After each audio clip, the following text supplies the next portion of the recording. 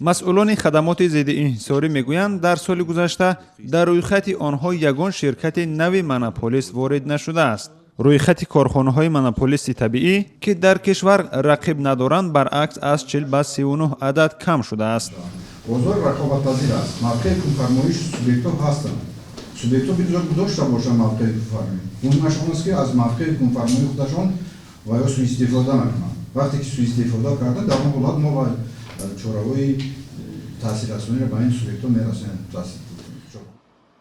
در بازار نفت کشور امسال هم گازپروم نفت تاجیکستان در رأس شرکت‌های مونوپولیست باقی مانده است. با گفته رهبریت خدمات ضد انحصاری در بازار نفت تاجیکستان حصه شرکت گازپروم نفت تاجیکستان 35.4% را تشکیل می‌کند.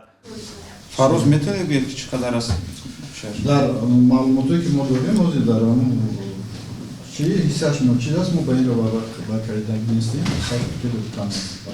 در جای دوم حصه شرکت نفترسانی سیگنج می‌ایستد که 29% این بازار را در اختیار دارد. شرکت راه سامان یکی از دیگر شرکت‌های تامین کننده سوزشواری با 6.5% حصه خود در بازار سوزشواری فعالیت داشته است. هنگام تشکل نفت‌های صادراتی یعنی اکسپورت محصولاتش برای محصولات نفتی فدراسیون اصول روی کرده میشه که نرخ داخلی همون خود فدراسیون باید که از نرخ صادراتی پس نباشد. طالب جوابان نشون میده که همین نرخ پیوسته زیاد شده. از همین حساب نرخ فروش بنزین در نقطه‌های فروش سوزشواری تو به 7 سومون 10 درم بالا رفت. بیشتر از 426,000 تن محصولات نفتی از جمله نزدیک 193,000 تن سوزشواری دیزلی، 176,000 تن بنزین و دیگر محصولات نفتی به کشور وارد شده است. قبلا گفته میشد که شرکت امید 88 یکی از دیگر شرکت‌های بازار نفت تاجیکستان است که رهبر آن سال گذشته به گناه نگرداندن قرض دولت زندانی شد.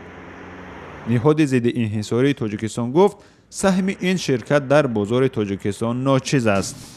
و تقریباً 4% تشکیل می‌دهد حصه‌اش.